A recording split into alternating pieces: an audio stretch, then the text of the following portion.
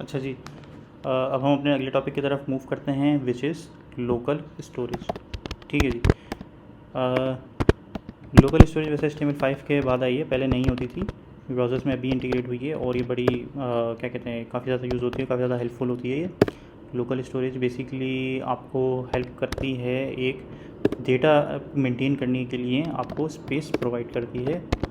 ठीक है, वहाँ आप डेटा सेव कर सकते हैं, रिट्रीव कर सकते हैं। ठीक है, क्लाइंट के ब्राउज़र के ऊपर ही, क्लाइंट यानी कि जो भी यूज़र आ रहा है, अपने जो ब्राउज़र होता है वो क्लाइंट ही होगा ना। तो वो मेरी स्टार्ट वाला बिल्कुल स्टार्ट देख लें, उसमें मैंने बताया था क्लाइंट को, ब्राउज़र को, हम यूज़र को, ये सब चीज़ें टर्म्स यूज़ कर सकते हैं। ठीक है जी। तो और लोकल स्टोरेज जो है, लोकल को लोकल इसीलिए कह रहे हैं कि वो हर ब्राउज़र टू ब्राउज़र डिफरेंट होगी, हर क्लाइंट के लिए अलग होगी। अच्छा, कमिंग बैक टू टॉपिक कि हम इस लोकल स्टोरेज अब ऐड कैसे करते हैं और रिट्रीव यानी कि गेट कैसे करते हैं, उसमें से चीज़ें हम यहाँ पे पहले तो मैं चेक कर लूँ कि मेरा ये स्क्रिप्ट सही चली है कि नहीं। ठीक है, और हम इस पर आगे राइट क्लिक करके ओपन विद लाइव सर्वर करेंगे और इसे करेंगे इंस्पेक्ट, जाएंगे हम कंसोल में, live script is working, reload कर लें।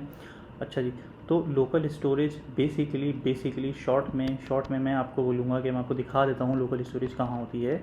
आप ये देखें, इसको थोड़ा और एक्सपेंड कर लेता हूँ। आप आएंगे एप्लीकेशन के टैब में, कंसोल का टैब मैंने आप हम सारा काम यहाँ करते थे, अब हम आ जाएंगे एप्लीकेशन के टैब में, यहाँ लिखा हुआ है लोकल स्टोरेज और इसके ऊपर एरो पे क्लिक कर दें, ये हो जाएगी एक्सपेंड, और नीचे वाले पे क्लिक कर दें, यहाँ पे आपके पास लोकल स्टोरेज आ जाएगी। अभी ये खाली है क्योंकि इसमें कोई भी लोकल स्टोरेज नहीं है। हम इसे करते हैं, भरना शुरू करते हैं। ठीक है, अब अगर लोकल स्टोरेज में आपने कुछ भी ऐड करना है तो आप क्या करें, लोकल स्टोरेज डॉट सेट। देखिए पूरा नहीं लिख रहा है, वो मुझे इंटेलिजेंस जो मैंने आपको बताया था VS कोड में, खुद ही मुझे ड्रॉप डाउन में सेलेक्ट कर रहा होता है। मैं सेलेक्ट कर लेता हूँ, मैं दोबारा टाइप करके बताता हूँ।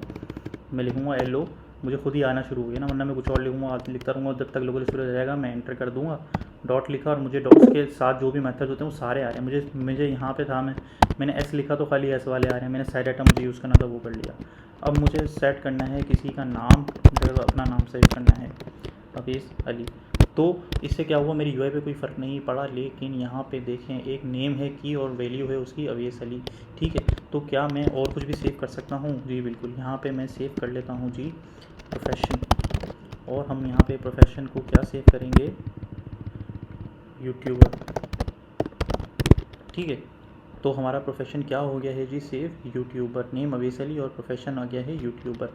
ठीक है जी, तो इस तरीके से हम यहाँ पे सेव कर सकते हैं। और अगर मुझे यहाँ पे शो कराना हो, फॉर एग्जांपल यहाँ पे मैं लिख लेता हूँ जी नेम,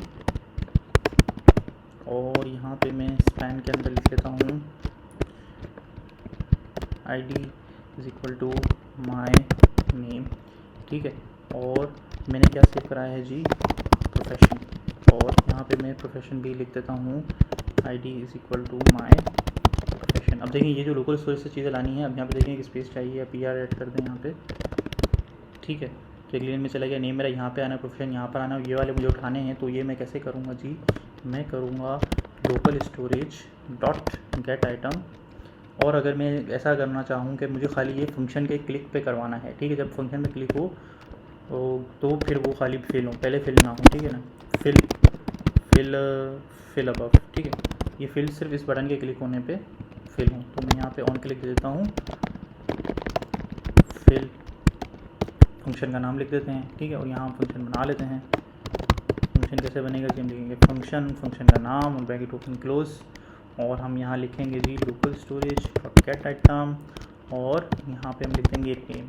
ठीक है, इसको मैं सेव करा लेता हूँ एक वेरिएबल में, और my name is equal to this, और उसके साथ साथ मैं इसे कॉपी करके करता हूँ पेस्ट, माई प्रोफेशन लिख लेते हैं, सिर्फ प्रॉफ लिख लेते हैं, और वो मैं जिस की में पढ़ा है वो यहाँ पे खाली की लिखूँगा। गेट करते वक्त एक ही वैल्यू आती है और सेट करते वक्त दोनों आएंगी। ठीक है, और मुझे अगर ऊपर सेव कराना है तो हम जो पहले यूज़ कर चुके हैं वही हम यूज़ करेंगे, gate element by ID my name, और डॉट इनर टेक्स्ट या इनर HTML हम यूज़ करके उसमें हम डाल देंगे माई नेम। इसी तरीके से पेस्ट करा, और कौन सी ID हम लेंगे, माई नेम को हम करेंगे जी इन्वर्टेड कॉमा के अंदर, भले सिंगल वाले हों डबल कोड वाले हों, लेकिन हों ज़रूर, ताकि वो स्ट्रिंग यूज़ करे उसे। और माई प्रोफेशन हम यहाँ लिखेंगे माई प्रोफेशन। ठीक है, dot inner text my name की जगह आ जाएगा जी माई प्रोफ। ठीक है, अब देखते हैं, ये बटन भी हमें अगली लाइन में चाहिए, तो हम यहाँ पे जी ये इनलाइन एलिमेंट्स हैं, ब्लॉक एलिमेंट्स नहीं हैं। आई होप CSS में ये आपके कॉन्सेप्ट होते हैं। तो हम इसको अब कॉल करके देख लेते हैं। अब ये चलिए यूट्यूबर हमारे पास भरा हुआ भर जाना चाहिए। ये हमने क्लिक किया और मैजिक हैपेंड। ठीक है, तो हमारे पास ये चीज़ें यहाँ से उठ के यहाँ आ गई। और अगर मुझे चेंज करना हो, आप ये कर सकते हैं कि यहाँ पे एक चेंज का बटन बनाए और उस चेंज से ये दोनों वैल्यूज़ चेंज हो जाएं और फिर फिल पे क्लिक करें तो ये दोनों वैल्यूज़ अपडेट हो जाएं। ये आप कर सकते हैं। दोबारा आपको पता है सेट आइटम से सेट होगा और गेट आइटम से गेट हो जाएगा। लोकल स्टोरेज में सो फार यही है। अच्छा, लोकल स्टोरेज में खास बात इसकी यूज़ किसने की जाती है, देखें। इसमें ये होता है कि अगर यूज़र का ऐसा डेटा जो कि सेंसिटिव नहीं होता ना, वो यूज़ कर लिया जाता है, और जो सिर्फ यूज़र स्पेसिफिक होता है। ठीक है, यानी कि जो भी अक्सर होगा आप देखेंगे जब आप बैकएंड भी कर रहे होंगे तो API की जो होती है, टोकन एक होता है जो हर यूज़र को आइडेंटिफाई करता है। जैसे हर यूज़र जो लॉगिन हुए हुए होते हैं उन सबको डिफ्रेंशिएट करता है कि उनकी की से, और वो उनके ब्राउज़र में सेव होती है। तो वो हर बार ब्राउज़र जो है ना, ब्राउज़र के वो की निकाल के लोकल स्टोरेज से निकाल के हर बार जब भी वो रिक्वेस्ट करता है नया डाटा तो वो जाती है की। तो वो देखता है कि यार अच्छा ये वाली की आई है तो मतलब ये वाला यूज़र है, तो वो देख लेता है हाँ यार, क्योंकि आप हर बार ID पासवर्ड नहीं डालते ना, तो वो देख लेता है हाँ यार ये लॉगिन कर चुका है या ये लॉगिन नहीं किया, तो ये लोकल स्टोरेज से उठा लेता है। या फिर अक्सर होगा जो ई-कॉमर्स की वेबसाइट्स होती हैं उनमें लोकल स्टोरेज यूज़ की जाती है। वो देखते हैं यार ये बंदा कौन कौन से पेज पे गया था, कौन कौन सी चीज़ें देखी थी, तो वो अगली बार जब आप आते हैं तो आपको वही उसी पेज पे रखा हुआ होता है, आपका शॉपिंग कार्ट होता है, तो वो सारी शॉपिंग कार्ट फॉर एग्जांपल उसके आइटम्स जो है वो लोकल स्टोरेज में आप सेव करा सकते हैं। तो इस तरीके की मुख्तलिफ एग्जाम्पल्स हो सकती हैं। बस इसमें कोई ऐसा डाटा नहीं करिएगा सेव जो कि पासवर्ड वगैरह हो यूज़र के, वो आप इसमें सेव करा देंगे, क्योंकि देखें यहाँ पे दिख रहा है, कोई भी एप्लीकेशन में जाके यहाँ पे देख सकता है। सेंसिटिव डेटा आपने नहीं कराना सेव। तो ये होता है आपका लोकल स्टोरेज का टॉपिक कवर। अच्छा जी, यहाँ हम अपना एक और अगला टॉपिक भी लिख लेते हैं, वो है जी सेशन स्टोरेज। बल्कि इसके साथ ही मैं लिख लेता हूँ local storage and session storage. Session storage is nothing fancy. ठीक है, और अगर सेशन स्टोरेज इवन यूज़ भी ऐसे ही की जाती है तो मैं इसके लिए यही कॉपी करके पेस्ट कर लेता हूँ। ठीक है, नेम इज़ अवेस अली की जगह OA कर देते हैं। ठीक है, और यूट्यूबर की जगह पे यूट्यूब YTR कर देते हैं। ठीक है, और लोकल स्टोरेज की जगह हम कर देंगे जी सेशन स्टोरेज, और इसी के साथ यहाँ पे भी हम कर देंगे सेशन स्टोरेज। ठीक है, अब हम चलते हैं अपना क्रोम के ऊपर, और सेशन स्टोरेज हमारी बिल्कुल इसके नीचे ही होती है। देखिए नेम आ रहा है OA और प्रोफेशन आ रहा है YTR। ये मेरे ख्याल से लाइव सर्वर वगैरह की वजह से आ रहा है, इसे इग्नोर करें। ये जो हमने LV लिखा था नेम और प्रोफेशन, ये हमारे पास आ रहा है। ठीक है, और इसे गेट करने का भी मेथड वही है।